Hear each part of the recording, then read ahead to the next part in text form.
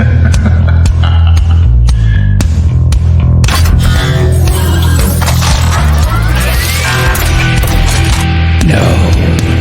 they can't get far.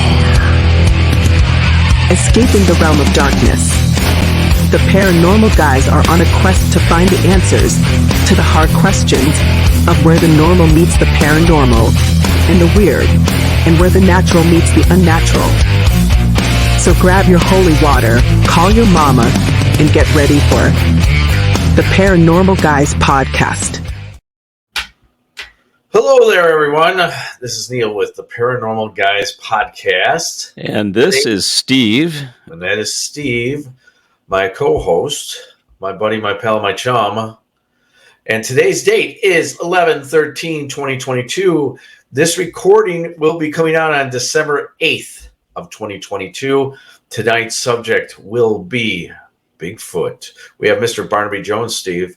He is coming in, and he's going to be coming in from a group called CAPS, and we're going to be talking about Bigfoot and any other things like cryptids or anything like that. If it comes to mind, I'll be more than happy to talk about. Not that I have full knowledge in it. That's why we bring in really good guests like Barnaby, so that we can go ahead and talk about things like this. What's going on with you, dude? Hey, same old stuff, man. People are going to hear this in December, but it's only November right now. But it's getting ready for the holidays, Thanksgiving. Yeah. I was out with my wife last night. We went out before the holidays start because we know that there's not going to be a lot of time to be able to hang out a lot because we're usually pretty busy around the holidays. So we went out. So we had a nice dinner last night. We were actually comped a free meal. So I was very happy with that. They were able to give us a free meal where we went. So I was very, very happy with that. I had a delightful time.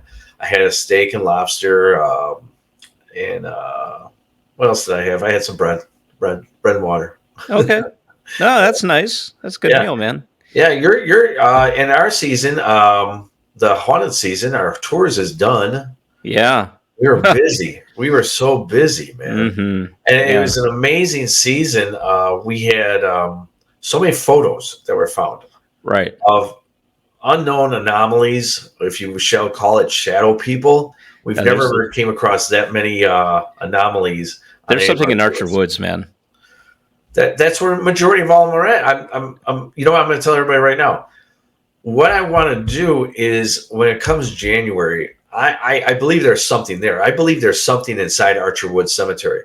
There's definitely some kind of shadow person in there. What I want to do is I want to go in there at night and see what we can find. Go a couple times out of a month, record, and try to do that for about 6 months. Okay. See what we can find. Yeah. There's something really weird going on in that place, man. I mean, I saw it with my own two eyes. Now, is it seasonal? Is it because the veil was the thinnest and that's why we're seeing things? I don't know, but I'm not opposed to going there and doing a kind of an extended investigation on this with you. Yeah. I mean, very interesting. That. Yeah, there is something out there. Oh yeah, and it's all definitely all. There's a lot of things that are going on in that area over there that we take tours through. And it's not to hype up the tours. I mean, of course, it helps out. It's just we're not trying to hype it up. There's definitely something there that it's not normal. No, it's not normal. It's paranormal. Yeah, I was playing around with some AI. Oh yeah, yeah. They got so many cool things. That AI is a part of, like image enhancements and stuff like that. But then there's a creepy thing, Neal. It was like celebrity voices, right? There's this website that I checked out. It's called Voice AI. I'll put a link in the description here. It is a real-time AI voice changer. And if this is a sign of things to come, Neal, pranking is going to be a lot of fun, like deep fakes and stuff like that. Right. I made a little audio for you. Oh, you did now. Well, so anybody just tuning in, I did this with Voice AI, and basically changed my voice in real time. And I sent Neal a little message. You want to hear the message? Oh, of course. Okay, it's from Joe Biden. Oh, This message is for Mr. Neil Gibbons of Graveside Paranormal. This is a special invitation for you and your paranormal team to come down to the White House. I think that we have a ghost. I think that it might actually be a succubus, and I think that Hunter Biden may have invited it. Anyway, I needed you and your team to, do that thing and help us, help America, help us build back better. You like that? that's very, very good, young Stephen. Yeah, I can't do that impersonation myself, but voice AI allowed me to do it. So you spoke the words. Yes. And it translated with his voice. Yeah, I came up with Hunter Biden inviting the succubus. Now, here's the thing about what you're saying about Hunter Biden with the succubus. I could see that happening. The White House is haunted, right? Man, I mean, he gets around. I mean, we've all seen videos about him and this and that. That man gets around. I mean, would it be something that is unheard of, possibly with this young man? No. I don't know, man. But you could do like all these different voices. They had a lot of political stuff on there. I guess that's what people like to do memes and stuff on. But they have Betty White on there. They have Arnold Schwarzenegger. They had Aubrey Plaza, one of the young actress ladies out there. She's funny by herself. But they had like all these they had Tucker Carlson. It was pretty funny. That one was pretty good. But yeah, there's all these different voices and stuff like that you could do. And you can create your own voice, right? You can make AI, like an AI version of Neal if you wanted. Really? Yeah. It just basically teach the AI how to talk like you, and then it will change like my voice to your voice in real time. I might do that. I might play around. I might recreate you in the AI world, Neal. In the AI world? Yeah, at least your voice. At least the voice. I don't think you're gonna be able to create anything else other than the voice. No, that way I can do the show even if you're sick. Kind of like a Max Headroom. Yeah. Remember Max Headroom? Like that. Uh-huh. Yeah, I remember Max Remember Headroom. that guy on WTTW? He broke in the 80s? In the 80s. And he mooned everybody on PBS. PBS? Yeah. That was awesome. They still haven't, by the way, don't know who did that. It's a cold case. That's Cold Case File. That's right. Anyway, that's what I've been doing. Yeah. So let's get into the news, young Stephen. Let's take us in.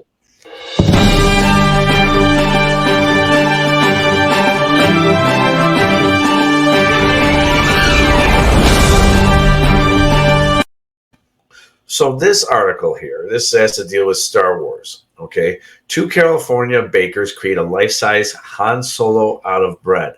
Did you ever see Empire Strikes Back or Return of the Jedi? Oh yeah. Okay, so of course, you're familiar. Look at that. I mean, look at that craftsmanship. That's unbelievable. Do you know that they actually also have not them, but someone's actually made a refrigerator like that? Oh yeah. Yeah. So Miss Hanley Pervan and her mother, Catherine Pervan, co-owners of One House Bakery in Bensassia, California, spent weeks molding, baking, and assembling the life-size sculpture using wood and 2 types of dough, including a type of yeastless dough with a high sugar content that will last longer. Oh. The 2 worked at night after the day's business was done. The lovely craft details how Han Solo anguished face and his hands straining to reach out. I'm going to tell you, that's really some remarkable work. I've seen some of these bakers, like these people here. I've seen this one guy out of Mexico who makes these cakes. They're so artistic, and I'm sure that they taste very well. I don't know about that bread will be tasting well, but maybe we can get Shell to make a cake like that. Oh, I never even thought about that. What happens if we made like a Graves? What happens if we made you or me in carbonite bread? I want a casket like that. Like when it's my time to go. You want a bread casket? Yeah. All right. So like you would be like a submarine sandwich. Yeah, I'll be the meat in the middle. It'll be the meat in the middle. All of a sudden, all these rats will start coming in, and they'll be eating the bread. And, oh my God, this is so good! Oh my God, what's that little thing I'm biting on? Oh, this tastes so good. That's when Right. they reach Steven. Yeah, They there you start eating go. away. You'd be like a little submarine sandwich. There you go. Yeah, with dressing and everything. Yeah. Yeah. That actually takes me into speaking of rats. Okay. Okay. So, we like to talk about like movies and this and that, right? So there's Yes. a show that's on Netflix called Cabinet of Curiosities with Okay. Guillermo del Toro's. This is his creation. What it is an anthology of sinister stories by horror creator Guillermo del Toro. And I've been watching. I'm like on the third or fourth, and the episode about rats. Hmm. There's an episode. I think it's episode 2 or 3, and that is a scary story. This guy is so good. It's like the new Twilight Zone type of a show. And it's just amazing, this show. It really, truly is. Is it like Willard Willard. or Ben? Ben, no, it's not like Ben. Well, hold on. No, I got to take that back.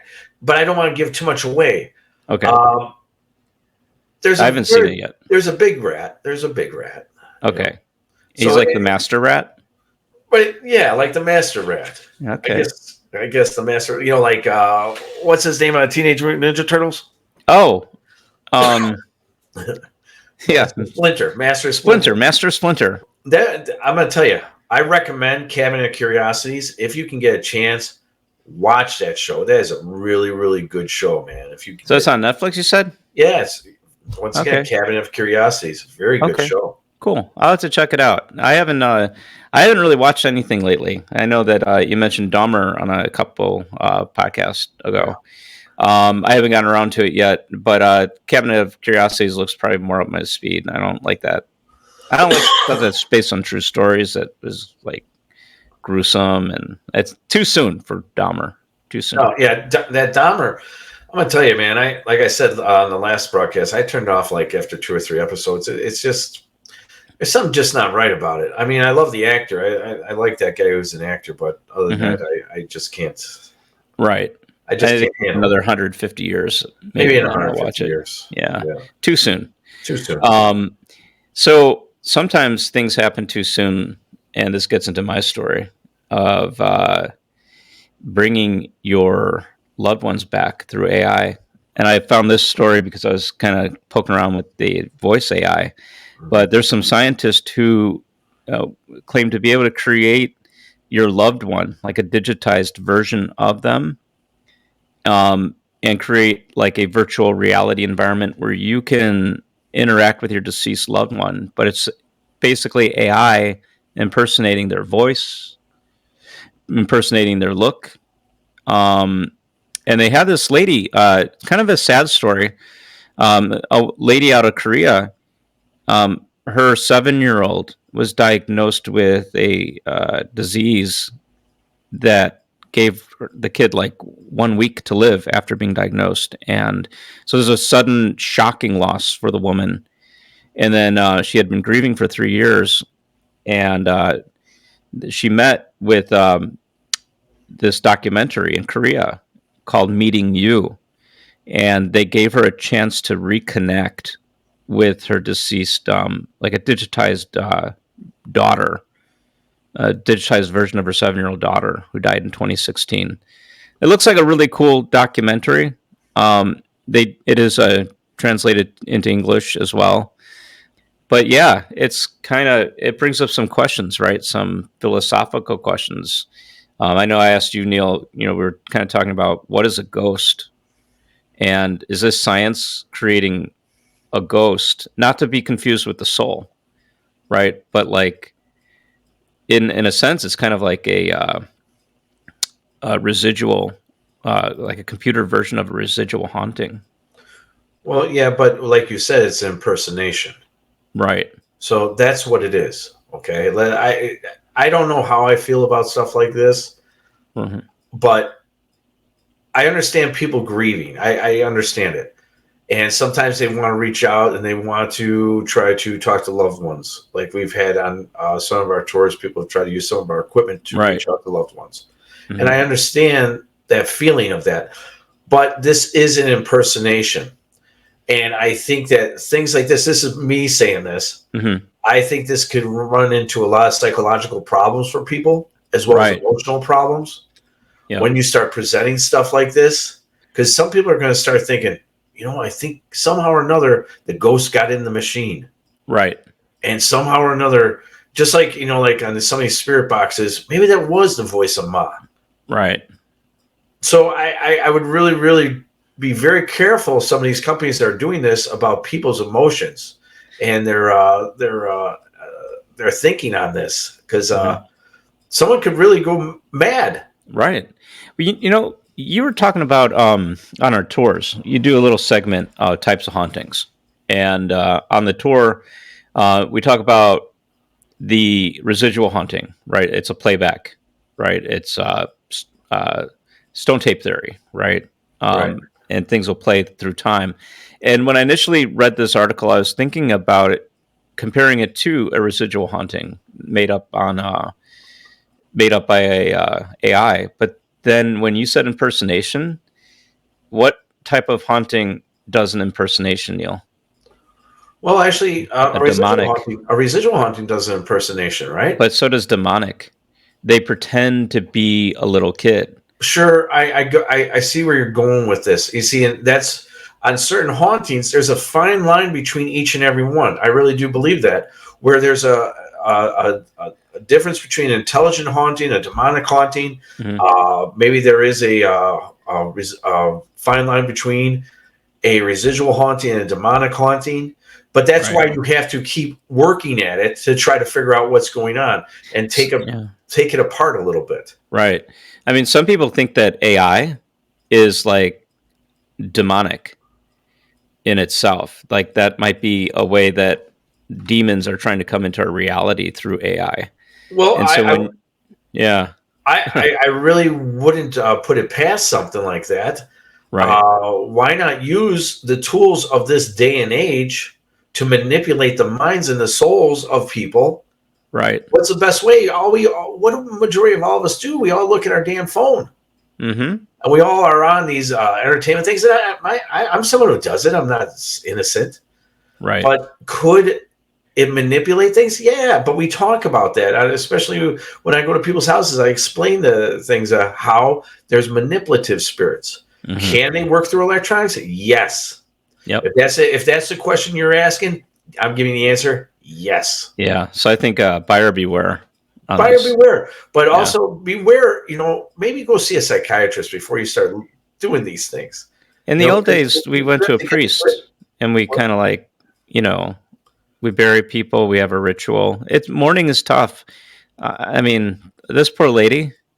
I can only imagine losing a young child like that. It's just, I don't even want to imagine it. No, nobody wants to. But it's grief, and everybody has to handle it. I don't know if in the documentary thing, the lady said that. Let me bring this up. What was her name? I'm not sure if I can pronounce her name. Jiang Ji-sun. Jiang Ji-sun said, she said that she could tell the difference. And the scientists were kind of upset that she could tell the difference. But it's her daughter. All right, so you want to know how? Well, I don't know if they were upset. They were just like they want to make it better. You know what I mean? So you're never going to have that because of one thing that's lacking: empathy, a soul. Right. You're never going to have that. You can go ahead and take, for instance, when they make wax figures of people. It looks almost exactly like some are pretty damn ugly and doesn't look like them, but some of them, every now and then, they come across a really good one. But it doesn't mean that's the individual. Right. You know what I'm saying? So I think I think there's a lot of work to be done there. You're never going to be able to get someone's soul to be drawn in, I think, like that. It's just going to be a mimic. That's all it is. It's mimicking it. But I don't know. Tread lightly on it. That's all I can say is if you're that person who's doing that, go seek psychiatric help first. Right. So that moves us on also to kids. Yes. So that's my last little news thing of the day. Nearly a dozen students at a school in Colombia inexplicably collapsed and were found writhing on the floor in pain after they said that they had played with a Ouija board. The weird incident reportedly occurred late last month at the Agricultural Technical Institute to the town of Hato. School administrators were stunned when a member of the staff stumbled upon 11 teenagers vomiting, experiencing muscle spasms, while scattered across the floor of a hallway. The children were subsequently taken to a local hospital and would soon spread within the school the words that the teens had been playing with a Ouija board prior to the puzzling event, and that their session with the spooky device was to blame for it. Weird that, but I also read a little bit further in the article is that something about the water. Let's get into that. It was not ruled out. They're not ruling out the Ouija board. That is part of the investigation to the end. An official from the hospital indicated that they explored the possibility, and we did not find any psychological alteration in the children when they were examined at the facility. As of now, it is determined that the teams may have gotten sick due to contaminated water, as the investigation determined, which makes sense. Contaminated water will get you writhing in pain in your stomach. Right. So I don't know if actually it's a Ouija board. I'm going to have to say, me personally, nah, I don't think so. Do you think those kids will ever play with the Ouija board again? Oh, hell no. I guarantee you, I guarantee you, mom and dad are going to, get a little bit of the whooping on that butt a little bit, say, what are you thinking? But me personally, I don't think it's the Ouija board that did it. If they were around an area where there was the contaminated water, then more than likely that's probably what happened. Okay, interesting. Yeah, that's what I think. Anyways, I mean, what do you think?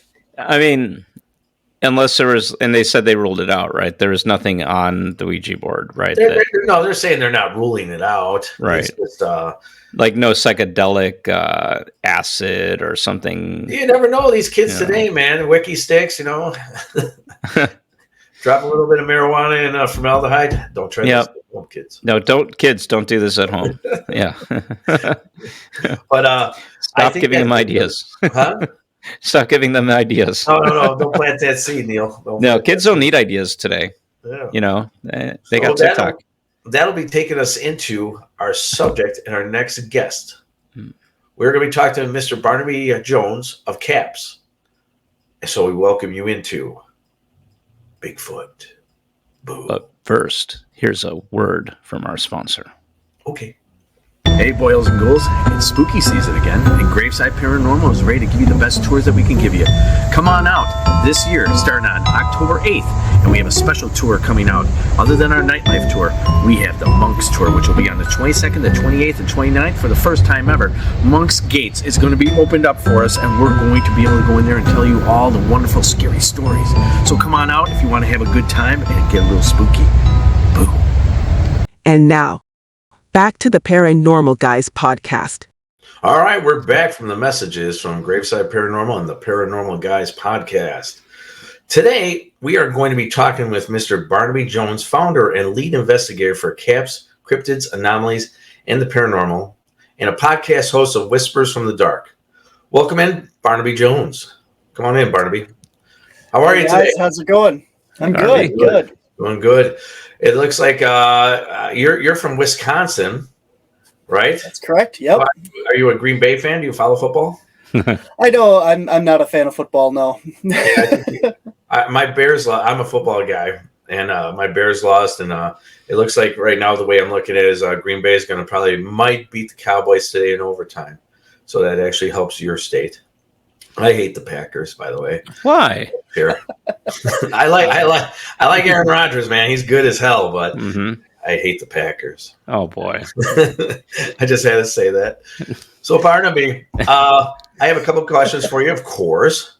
Okay, How did you start to get interested in cryptids, the paranormal, and Bigfoot? And which one was the first one that you really got interested in first? So I've really been interested in paranormal and cryptids my whole life. Going back all the way to elementary school, I remember doing a research paper for school on the chupacabra. And that was big, just coming out in the 90s when I was in elementary school and stuff. And that would be my first major encounter with cryptids and stuff like that. And I think that's kind of how it all started.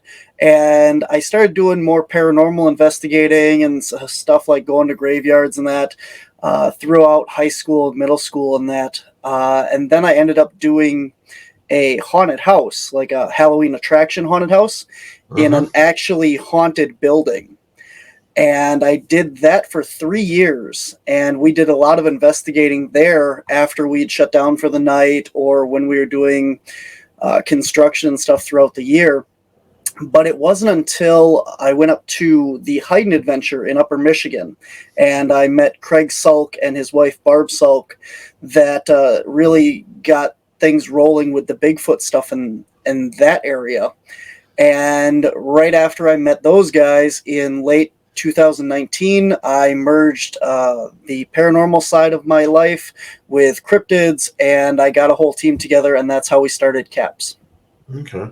That's awesome. So it was actually the paranormal side. And did you ever have anything when you were younger happen to you on the paranormal side that really got you really interested in the paranormal?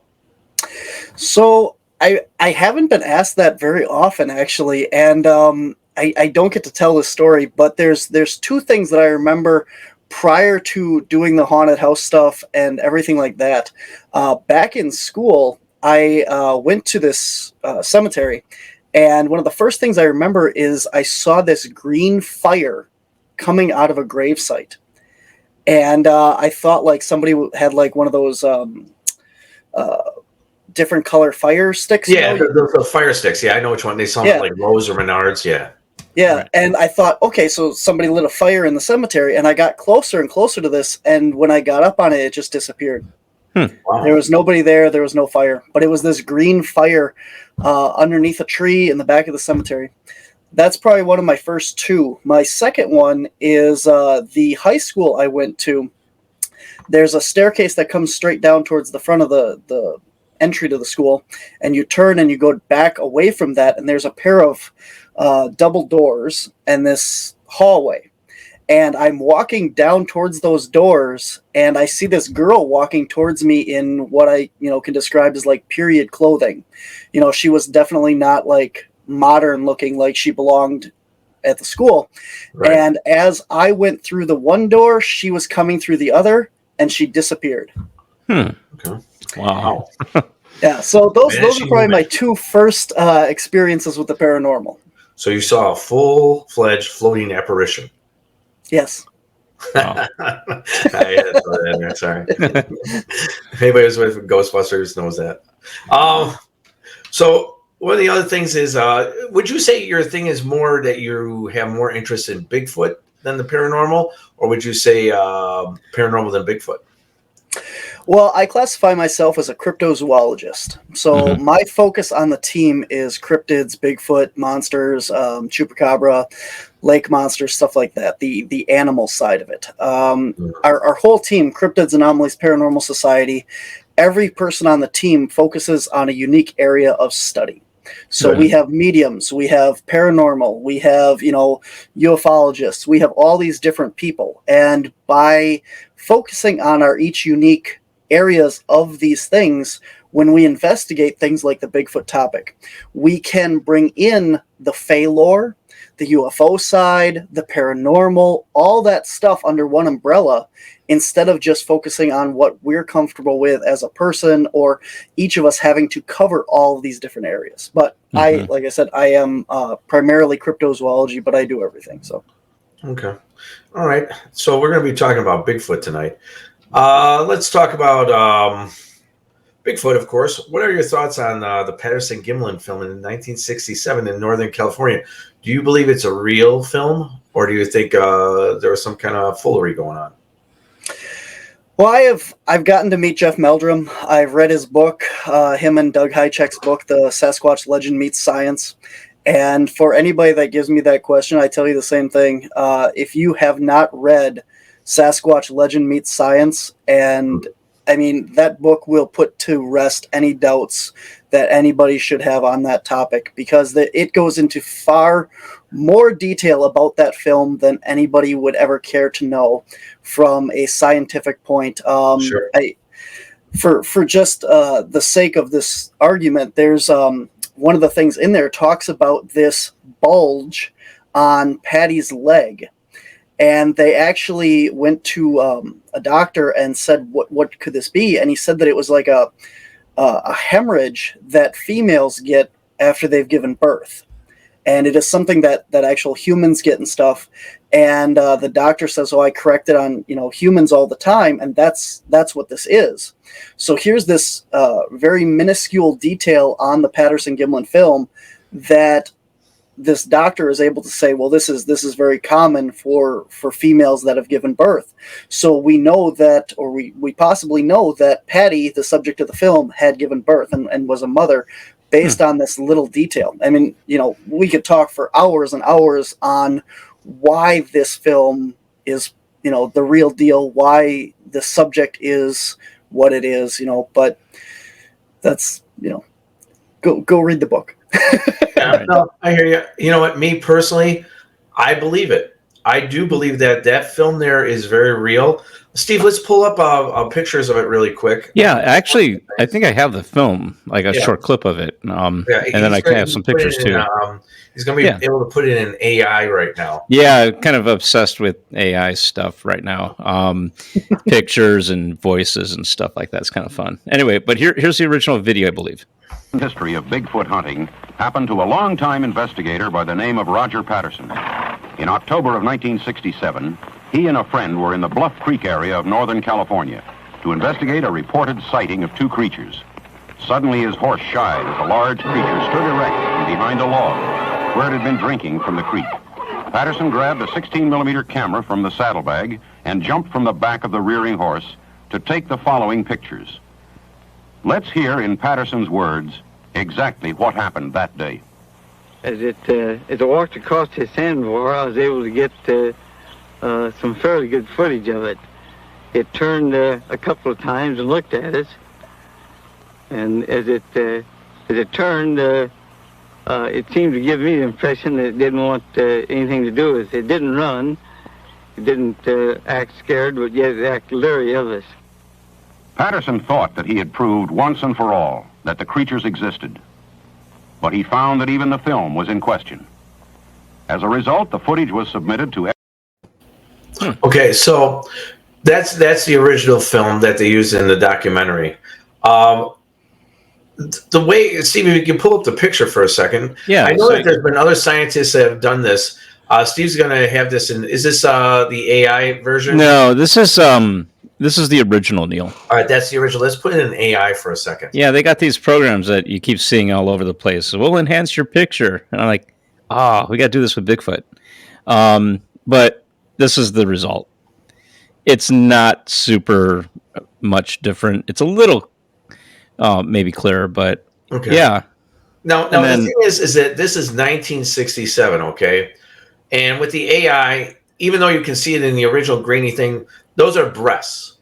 Let me zoom in on those breasts there. That sounds hot. Steve, zoom in on those breasts. So we were able to enhance the breast. I mean, that sounds wrong. That sounds wrong too. Yeah. But it looks like they are breasts, right? Yeah, AI, you can see the areolas. I mean, the nipples. Yes. You totally can. And the other thing is that when you look at it, the way it moves around its hips and its thighs and its hamstrings, those are muscles moving. This thing happened almost close to 50 years. It happened in 1967. It's coming close to 50 years. But they still haven't found the costume that they say supposedly these people use. Am I right on that, Barnaby?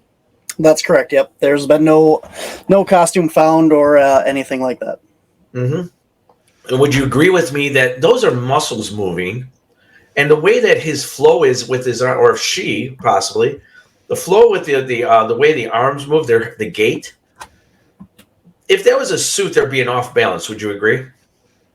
Right, yeah. This is definitely a biological creature moving. At the time when this film was shot, the best costumes that we had were what you see in the movie like Planet of the Apes. Right. And the reason why, originally, when that movie was filmed, they were not supposed to be wearing clothing, the apes in that show. And they had to put clothes and shirt and vests on the apes in the movie because there was so much, you could see the seams of the costumes. And they looked very cheap and unrealistic. And, you do not see any seams, any kind of stitching or anything on the figure in question in the Patterson film.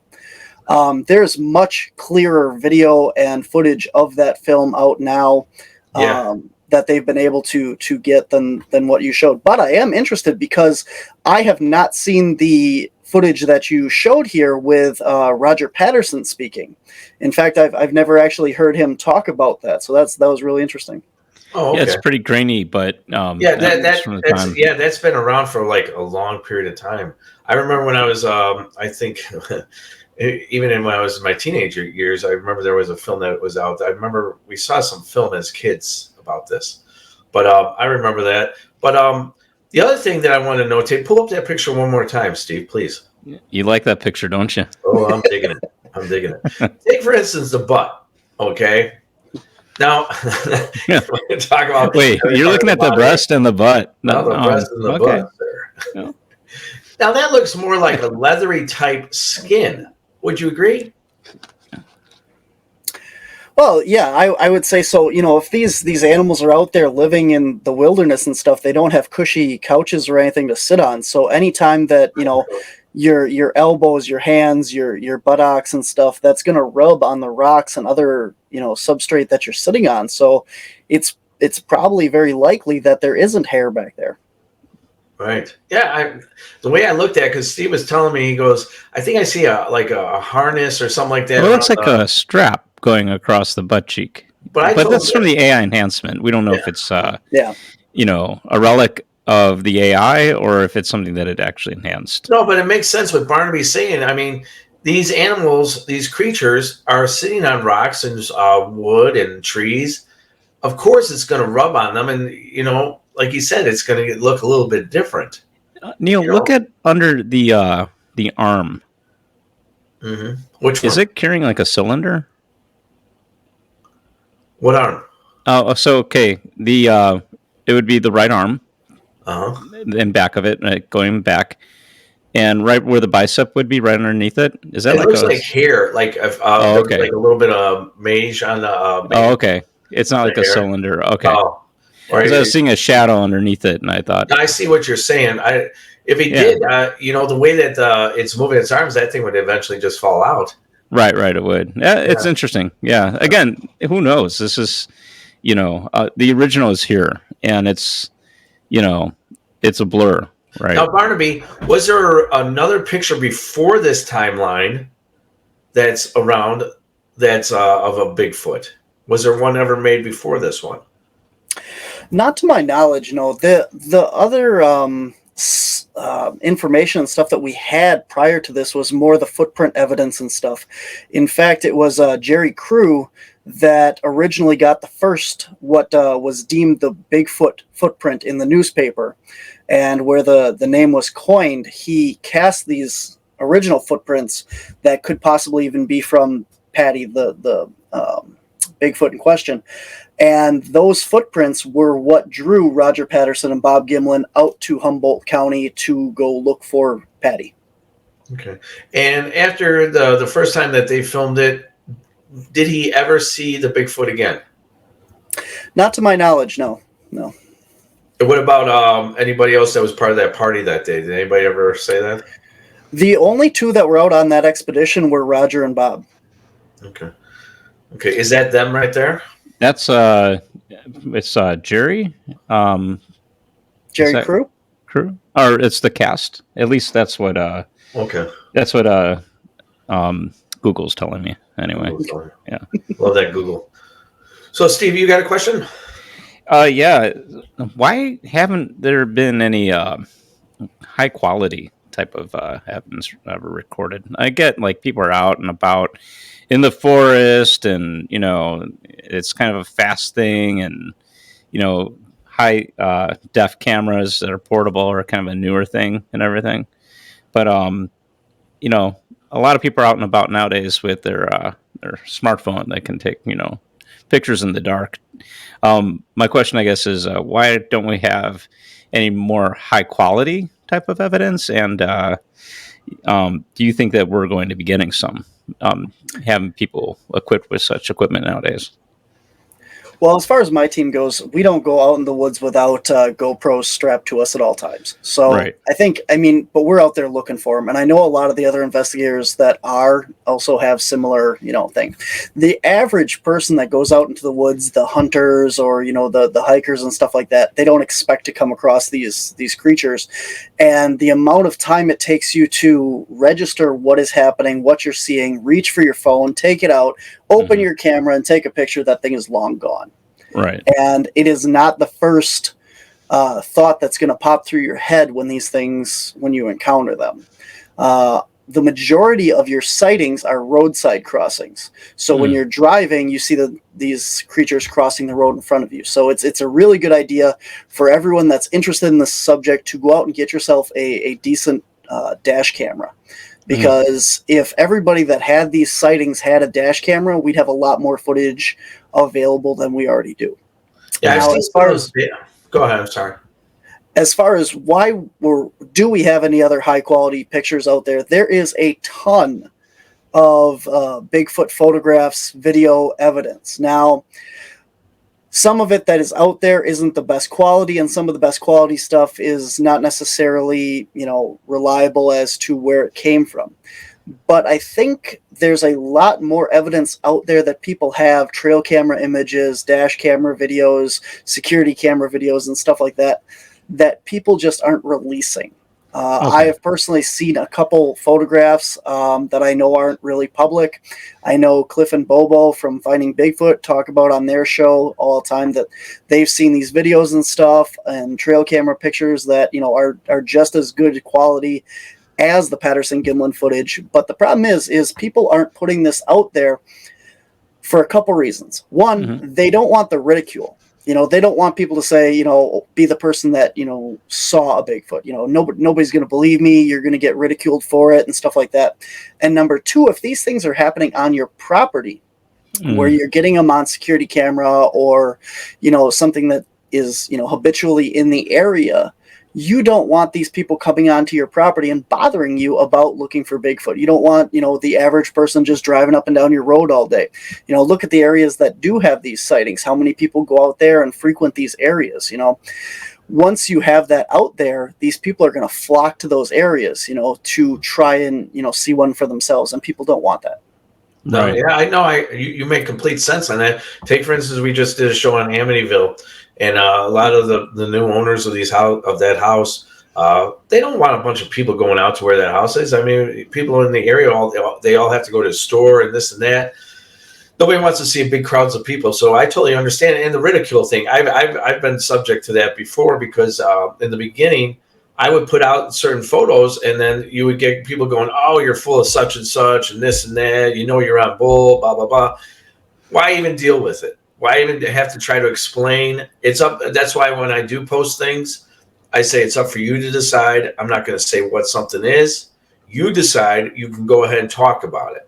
That's how I just leave those things alone like that.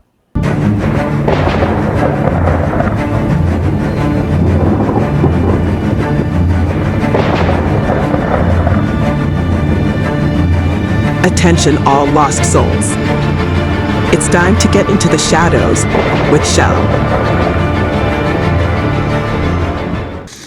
Papa's Back by Shell Ward. Papa always told us to stay out of the woods when we would visit every summer. Of course, as young city kids, we were terrified by those words, especially being out of our element in the mountains near Cumberland Gap. We were reminded every year when we visited, but now our curious teenage minds thought he was just pulling our legs, like a cautionary tale, so to say. There's not much to do in the middle of nowhere except swim the creek, catch frogs, or explore. We snuck off one afternoon when Papa took Mama to town to do some shopping. We found an old outhouse with dirty magazines from the 70s, along with old empty beer cans that had probably been there as long as those magazines. The further we hiked, the denser and darker the woods became. "Who the heck farted?" said my brother. A stench like we've never experienced suddenly seemed to envelop us. Maybe it was a dead animal, but whatever it was made all of us gag. It was then that we began hearing noises, as if someone or something was banging on a tree with a log. My first instinct was one of the locals was trying to scare us, but there were no locals out here, only Papa and Mama's house. Our younger sister began sobbing, but that suddenly turned to a high-pitched shriek, and when we focused our eyes at where she was staring, we saw it too. It was a large, humanoid creature covered head to toe in a dark reddish fur. My brother and I began screaming louder than our baby sister, and that's when the creature let out a roar or a howl or whatever the heck you want to call it, because I can't describe it. It knocked us all off of our feet. I could feel its hot breath on the back of my neck as it continued to howl. Then we heard another howl off in the distance. Everything became so quiet suddenly, but we stayed down a few minutes just to make sure the creature was gone. As we slowly stood up, a flash of light burst through the canopy of trees above us. We ran. We didn't stop running until we ran onto the front porch and into the house. We don't know what that thing was. We didn't dare mention it to Mama, and especially not Papa, but I think he knew. He saw the look of fear in our faces, but he never questioned it. He just stared at us, then turned and walked away. Papa and Mama have since passed on, but I occasionally think about what I saw on Papa's back years ago, through his white, sweat-soaked shirt while splitting wood. 5 long scars from the top left shoulder to the middle of his back. I wonder if those scars match the claw marks we also found while hiking in the woods many years ago. And now, back to the Paranormal Guys podcast. Bigfoot, what do you think it is, and why is it so elusive? Another question I get asked a lot. So I think that I can only go by what I've personally experienced. So there's a lot of people that say, these things are, supernatural or paranormal or have these other aspects to them. And to that regard, you have creatures like the chameleon and the octopus that can change color, right? You have weird creatures like the platypus that, is biofluorescent. It glows under black light. It has poisonous barb in its heel. It lays eggs. It's a amalgamation of these different creatures. And I think it boils down to the fact that we don't know what we don't know. Until you have one that you can study, you can't say that this thing is supernatural or paranormal because we don't know what normal is for this creature. Well, the other side of this as well, though, is that these things live out in the woods. This is their home, but they've lived there forever. And when you put things into their environment, like trail cameras and, audio recorders and stuff like that, these things know everything that's there. They know how to get from point A to point B to find water because they know, the trees in the area, the smells and that. And now you're introducing this foreign object into their area. They know it's there before, they're anywhere near it. So it's not without possibility that these things are just avoiding them. They don't know what it is. They don't know if it's dangerous.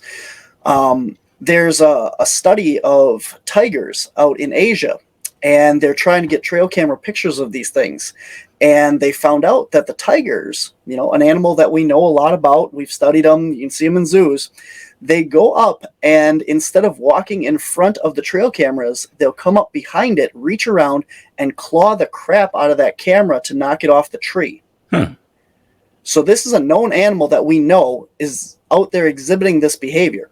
So when people are having their trail cameras manipulated, moved, turned, there's other animals that we know exist that do these same things.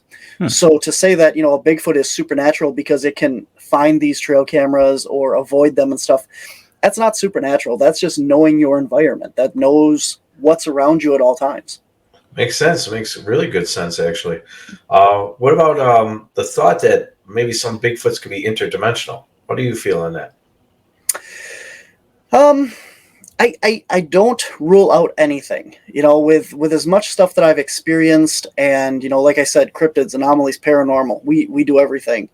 And until you can't prove a negative, right? So I can't prove that they're not interdimensional.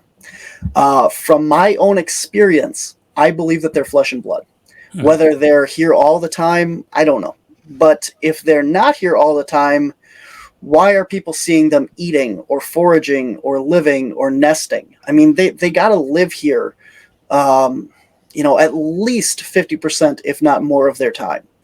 So to me, I don't really think that they're interdimensional. There's a lot of other weirder creatures that could possibly fall into that realm.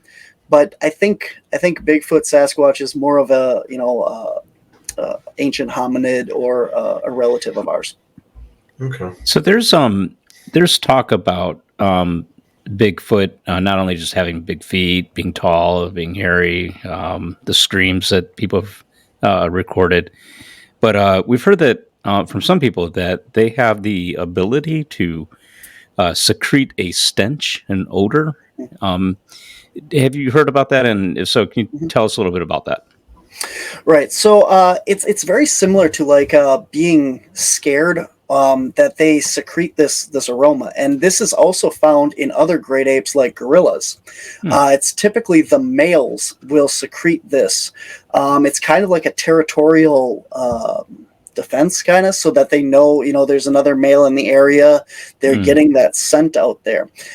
As much as people talk about this, it's not really common for people to experience that when they have Bigfoot encounters. It's only a very small, like 10%, 15% of the encounters actually report a smell with it. I've been personally within, 10, 15 feet of something that I can't explain in the woods on many occasions, and I've never had that scent. Only once have I ever come across that scent in proximity to something that I would say was Bigfoot related. And we were hiking one night, and we smelt what was like this skunky, wet dog kind of smell, like rotting meat kind of. And it almost smelled like a skunk. And I started shining my flashlight around because it was at night. We were walking in the dark. And I just make sure we didn't step on a skunk or anything because we didn't want that. And I shined my flashlight up into the woods off trail, and there's a large like teepee structure of sticks. Some people believe Bigfoot makes these structures as like trail markers or for other reasons than that. And it was right where we smelt the smell was where the structure was. So, wow. So you've come across some of these nests that they made. Not a nest. I haven't found anything I would consider like a nest, but I have seen several structures out in the woods that I would consider, not man-made, not natural-made. They're very large structures, very interwoven, very detailed structures for that matter.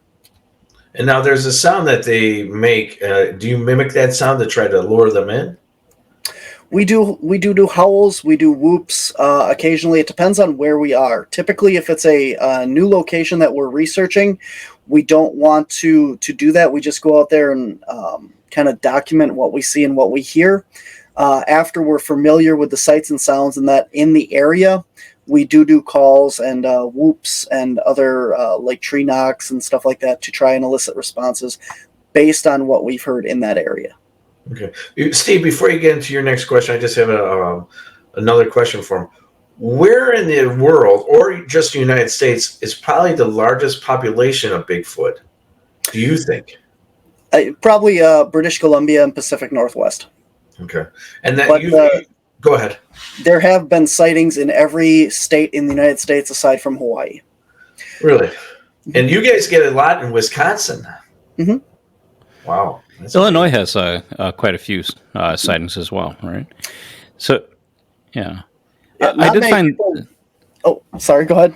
No, I did find this. Is this what their teepee thing looks like? Yeah, I would, if I ran across that in the woods, I would say that that's more man-made. Yeah, or the Blair Yeah. Witch. Yeah. You think it's just too finely cut of wood?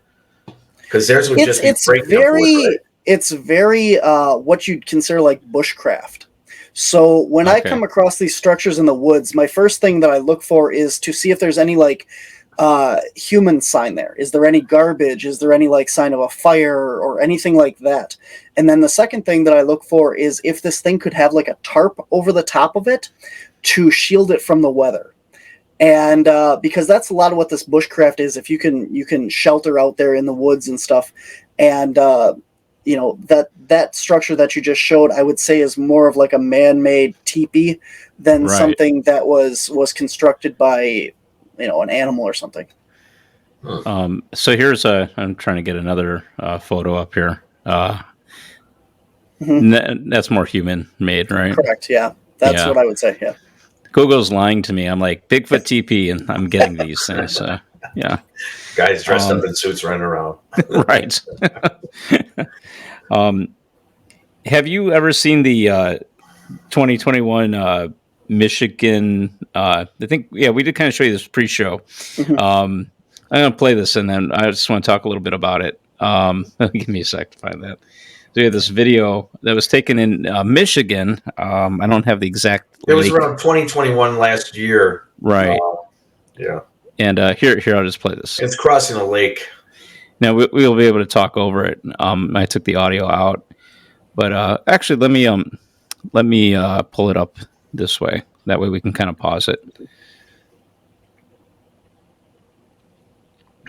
So what we're seeing something crossing this little lake. Barnaby, give me an idea of what you think? You've seen this video, yes?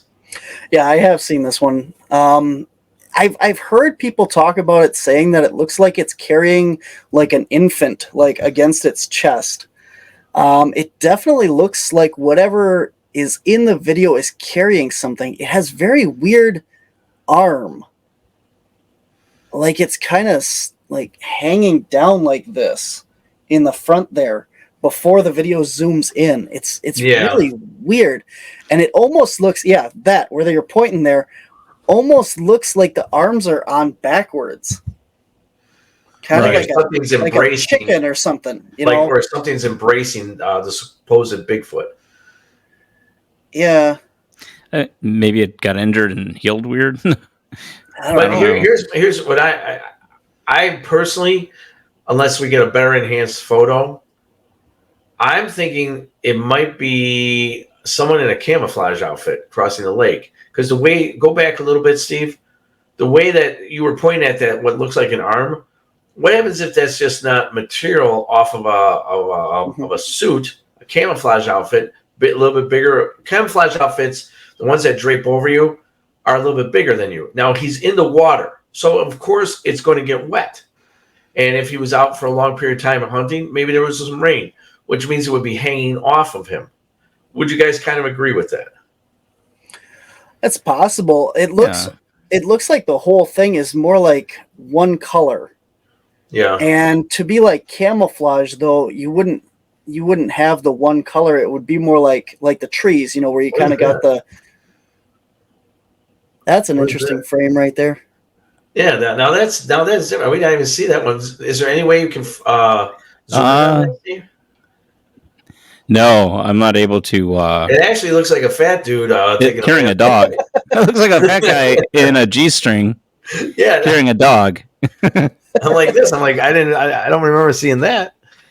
Yeah, there. Okay, now I'm zoomed in. Now, yeah. When you zoom that in, you kind of see a face. So now, and maybe that's just a fat roll. That I don't know. It looks like it's a fat guy, right? But that face. Carrying a dog, like that's a dog's hind leg or something.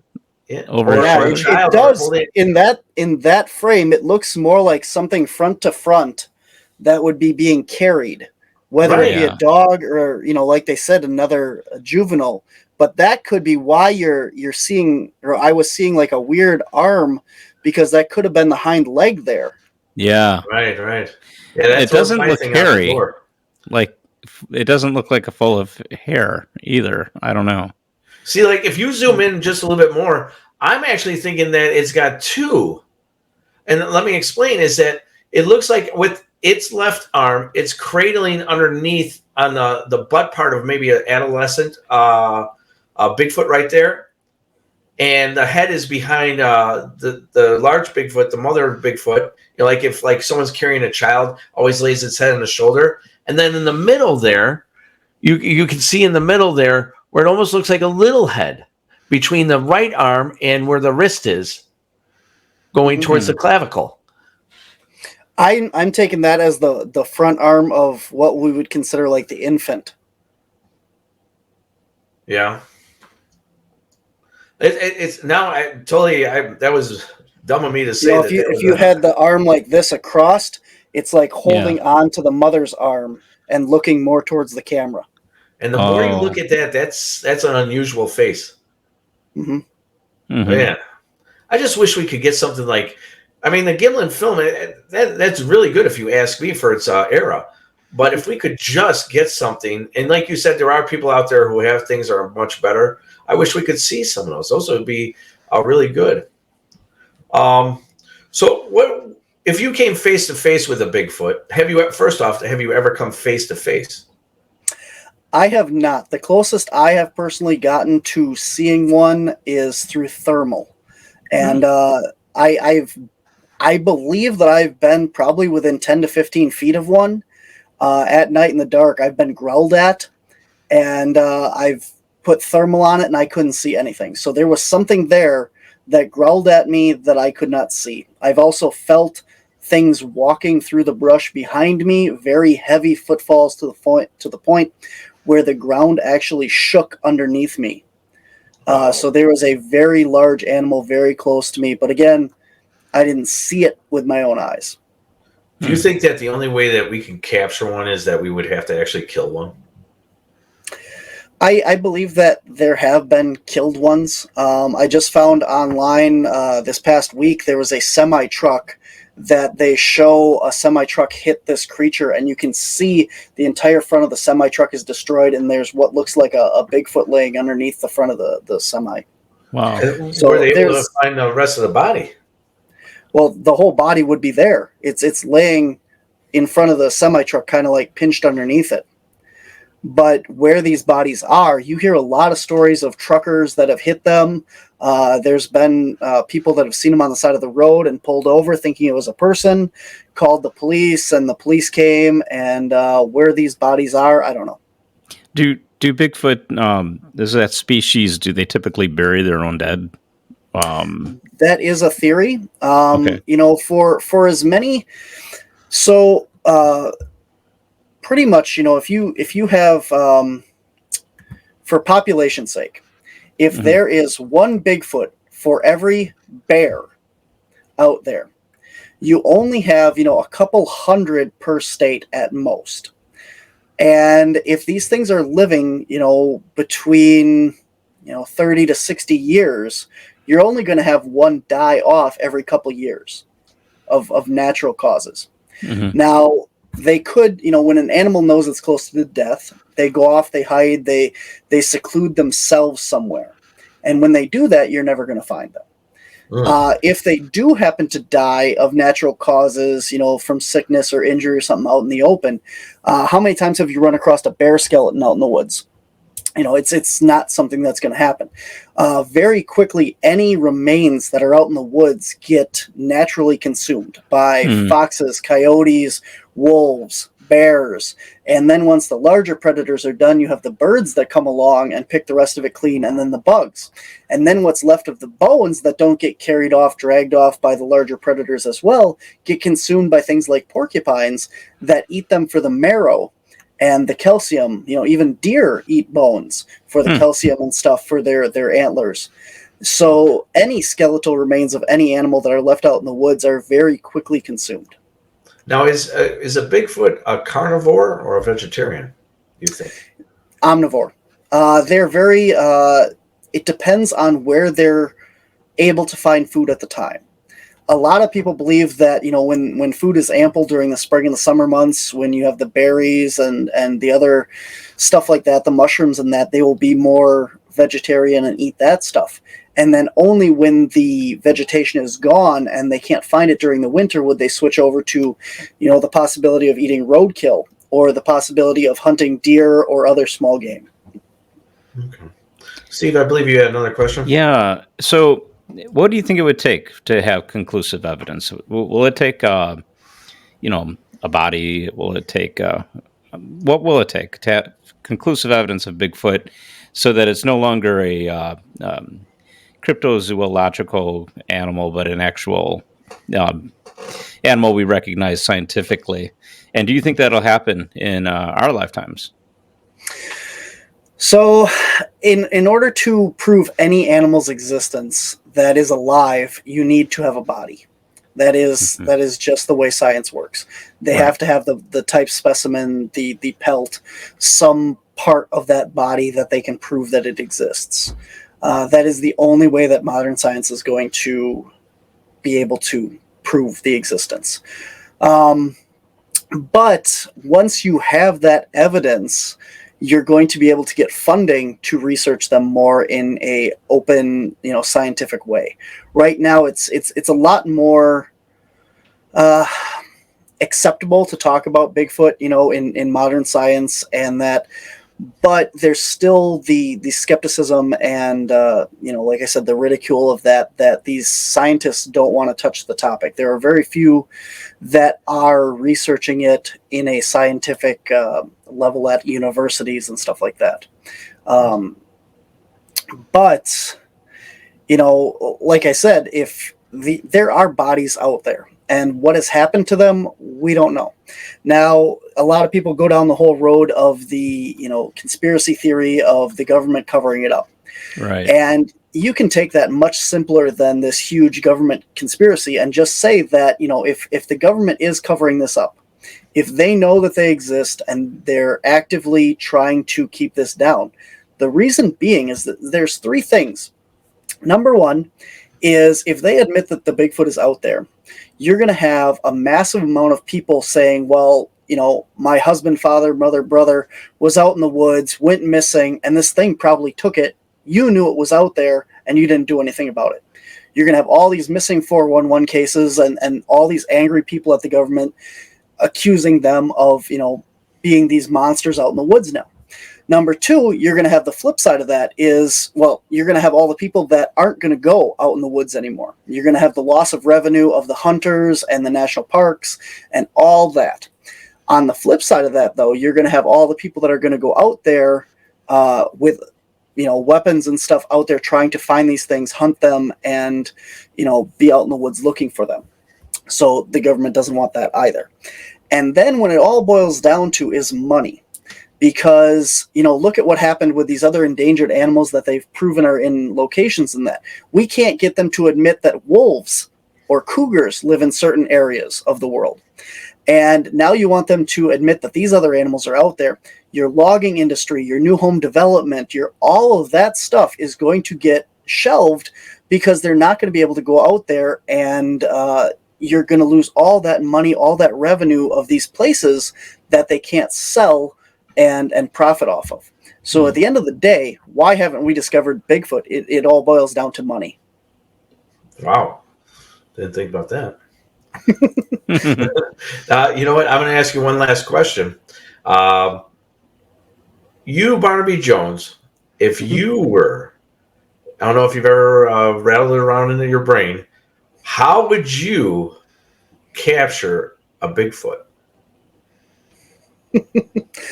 I have actually never thought about capturing one.